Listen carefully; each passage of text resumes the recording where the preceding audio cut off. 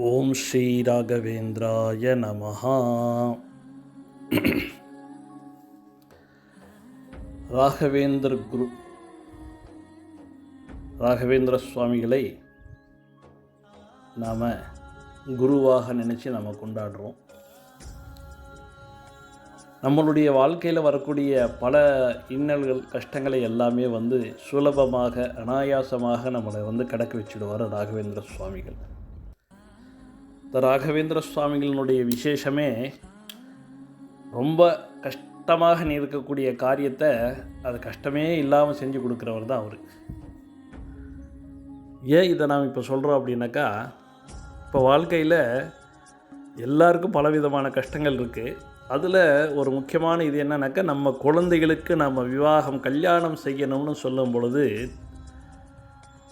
அதற்கு நம்ம பலவிதமான இன்னல்களை கஷ்டங்களை நம்ம அனுபவிச்சிடுறோம். எப்படின்னு சொன்னால், ஜாதகம் முதல் நமக்கு சரியான ஜாதகம் வர்றதில்லை. அப்படி சரியான ஜாதகம் அது பொருந்தி வந்தால் அவங்க வீட்டில் பொருந்தலைன்னு சொல்லிடுறாங்க. பொண்ணு வீட்டில் பொருந்திருக்கு அப்படின்னு சொன்னால் பையன் வீட்டில் பொருந்துறது இல்லை. அதுக்கப்புறம் நம்ம இன்னும் குடும்பத்தினுடைய சௌகரியங்கள் அசௌகரியங்கள்லாம் பார்த்துட்டு ஒரு கல்யாணம் நடக்கிறதுன்றது ஒரு பிரம்ம பிரயத்தனம். இது ஒரு பெரிய யாகம் பண்ணுற மாதிரி இந்த கல்யாண உற்சவம் பண்ணுறது, நம்ம பசங்களுக்கு கல்யாணம் பண்ணுறது. இந்த மாதிரி ஒரு சூழ்நிலை இருக்கும் பொழுது இந்த மாதிரி விஷயத்திற்கு ராகவேந்திர சுவாமிகள் எப்படி நமக்கு அனுகிரகம் செய்வார் அப்படின்னு சொன்னோன்னாக்கா, ராகவேந்திர சுவாமிகள் இடத்துல போனால் தான் குரு பலன் என்பதே நமக்கு பரிபூர்ணமாக கிடைக்கும் அப்படின்னு சொல்கிறாங்க. அப்போது அந்த ராகவேந்திர சுவாமிகளுக்கு நாம் என்ன பண்ணால் நமக்கு விசேஷமான அனுகிரகம் கிடைக்கும்னு சொன்னால், ஏகாதசி முடிஞ்சு துவாதசி அன்னைக்கு காலையில் எல்லா ராகவேந்திர சுவாமி மடத்துலேயுமே விசேஷமாக காலையில் பாரணி செஞ்சுருவாங்க. 5:30-6 மணிக்கெல்லாம் நைவேத்தியம் பண்ணிடுவார் ராகவேந்திர சுவாமிகளுக்கு. ஏன்னா முதல் நாள் அவர் உபவாசம் இருப்பார். இப்போ விவாகம் ஆகணும்னு சொல்கிறவங்க, விவாகத்தை எதிர்பார்த்து காத்து கொண்டு இருப்பவர்கள் என்ன செய்யணும்னு சொன்னால், அந்த ஏகாதசி அன்னைக்கே முதல் நாளே என்ன பண்ணணும், ஏகாதசி அன்னைக்கு காய்கறிகள், நாட்டு காய்கறிகள், பூசணிக்காய், சாம்பல் பூசணிக்காய், வெள்ளை பூசணிக்காய், அதுக்கப்புறம் உங்களுக்கு கல்யாணி பூசணின்னு சொல்லுவாங்க, மஞ்சள் கலரில் இருக்கிறது அது. அதற்கப்புறம் வெண்டைக்காய், பீன்ஸ், கொத்தவரங்காய், சேனைக்கிழங்கு வகைகள், அதுக்கப்புறம் கீரை, அகத்திக்கீரை, இந்த மாதிரிலாம் நீங்கள் ஏதாவது உங்களால் முடிஞ்சது ஏதாவது ஒரு சில பொருட்கள் நீங்கள் வாங்கிட்டு போய் அந்த ராகவேந்திர சுவாமிகளுக்கு ஒப்படைச்சிடணும்.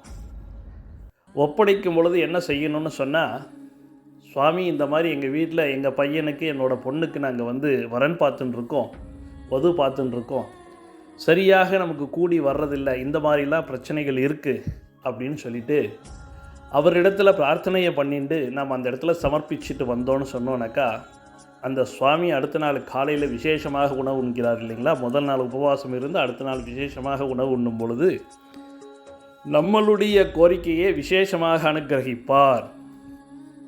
இது ஏனோ தானோன்னு சொல்கிற விஷயங்கள் கிடையாது.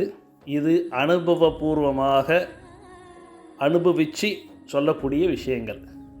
அதனால் நம்ம என்ன பண்ணணும் அப்படின்னு சொன்னோன்னாக்கா, ராகவேந்திர சுவாமிகளுக்கு ஒவ்வொரு ஏகாதசியும் இந்த மாதிரி காய்கறிகளை கொண்டு போய் நம்ம கொடுத்துட்டு வரணும்.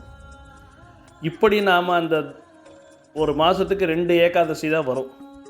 அப்படி நாம் கொடுக்கும் பொழுது ஒரு 3 மாதம்தான், ஒரு 6 ஏகாதசி 6 துவாதசிக்கு நம்ம காய்கறி வாங்கி கொடுக்கறதுக்குள்ளார நமக்கு யோக்கியமான வரன் வது கிடச்சி நம்ம வீட்டில் இருக்கிற குழந்தைகளுக்கு கல்யாணம் கண்டிப்பாக நிச்சயமாக நடக்கும் என்பது ராகவேந்திர சுவாமிகளுடைய பரமானுகிரகம் இது. அதனால தான் நம்ம அவருக்கு வீட்டிலேயே தீபம் ஏற்றுறது இதெல்லாம் நம்ம செய்கிறோம். இது ரொம்ப ரொம்ப ரொம்ப ரொம்ப விசேஷம். பகவான் இடத்துல நாம் செய்கிறது அவருடைய பரிபூர்ணமான அனுகிரகங்கள் எல்லாருக்கும் கிடைச்சி எல்லார் வீட்டில் இருக்கக்கூடிய குழந்தைகளுக்கு யோக்கியமான கல்யாண வயசில் இருக்கக்கூடிய குழந்தைகளுக்கெல்லாம் கல்யாணம் நெருங்கி வரணுன்றதுக்காகத்தான் இந்த பதிவை போடுறேன். எல்லோரும் இதை செய்து இறைவனுடைய அனுகிரகத்தை பெற்று வாழ்வில் மகிழ்ச்சியுடனும் சந்தோஷத்துடனும் இருக்கணும்னு சொல்லிட்டு ராகவேந்திர சுவாமிகள் இடத்துல பிரார்த்தனை பண்ணிக்கிறேன். ஓம் ஸ்ரீ ராகவேந்திராய நமஹா.